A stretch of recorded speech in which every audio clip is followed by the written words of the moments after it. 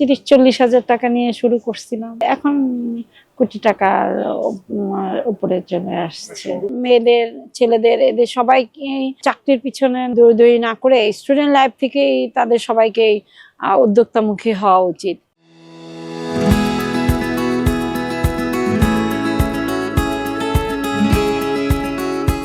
উদ্যোক্তা হওয়ার ইচ্ছে জাগছে। আমি নিজে স্বাধীন মতো কাজ করব, পাশাপাশি আমি আরো অনেক জনসাধারণের জন্য কাজ করতে পারবো। আমি স্টুডেন্ট লাইফ থেকে কাজ করি। হ্যাঁ, 2012-14 থেকে শুরু করেছি পাটপণ্য নিয়ে। আসলে বড় কিছু করার ইচ্ছে আছে, এই জন্যই উদ্যোক্তা হতে চেয়েছি আর কি। বাবা মা, ভাই, বোন এদের সহযোগিতা সবার আগে পেয়েছি। এরা সহযোগিতা না করলে কখনো আমরা নারীরা উদ্যোক্তা হয়ে উঠতে পারতাম না।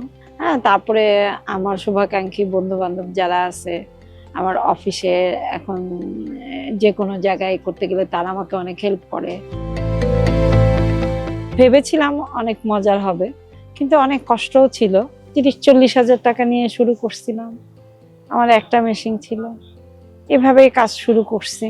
তার থেকে আস্তে আস্তে বাড়াতে বাড়াতে এখন কোটি টাকার উপরে চলে আসছে। জীবনের প্রথম মেলাতে গিয়েছি যশোরে, অনেক তাপদাহ ছিল।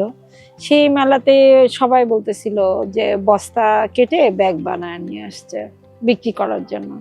পাট যে এত সুন্দর একটা জিনিস সেটা বোঝাতে আমাদের অনেক সময় লেগেছে।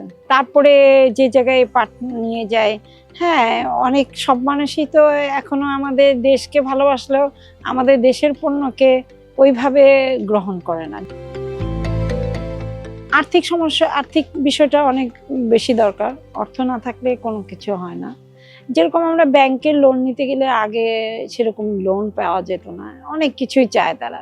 প্রতিবন্ধকতা ফ্যামিলির থেকেও শুরু হয়, তারপরে সেটা কাভার করে বন্ধু বান্ধব, আত্মীয় স্বজন অনেকেই অনেক ধরনের কথা বলতো, কিন্তু সেগুলো বাধা ডিঙিয়ে আমাকে আমাদের সব মেয়েদের, নারীদের উদ্যোক্তা হয়ে ওঠা আর কি।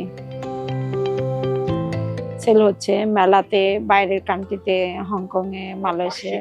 মাসে আসে 8 থেকে 10 লাখ, বছরে আসে কোটি টাকার উপরে। হ্যান্ডলুম, ন্যাচারাল কালার আর এফজেফ গুলো নিয়ে কাজ করি, লেমিনেশন। তার মধ্যে আকিজ গ্রুপের পণ্য, জনতা জোটের, এগুলো নিয়ে বেশি কাজ করি। আমি চাই যে নতুন নতুন শিক্ষিত ছেলে মেয়েরাই উদ্যোক্তা হোক। এখন আমি দেখি কোনো ইঞ্জিনিয়ার, কোনো ডাক্তার এরকম পেশায় চলে আসছে, এটা দেখে আমার অনেক ভালো লেগেছে। আমি চাই যে এরা মেয়েদের, ছেলেদের, এদের সবাইকে চাকরির পিছনে না খুঁজে দৌড়াদৌড়ি না করে স্টুডেন্ট লাইফ থেকেই তাদের সবাইকেই উদ্যোক্তামুখী হওয়া উচিত। কেন যে শুধু চাকরির জন্য বসে থাকলে হয় না, ছেলে মেয়েদের সবাইকেই স্বাবলম্বী হওয়া উচিত। গৃহিণীদেরও, একটা মেয়েকেও মানে স্বাবলম্বী হলে নিজের একটা শক্তি থাকে।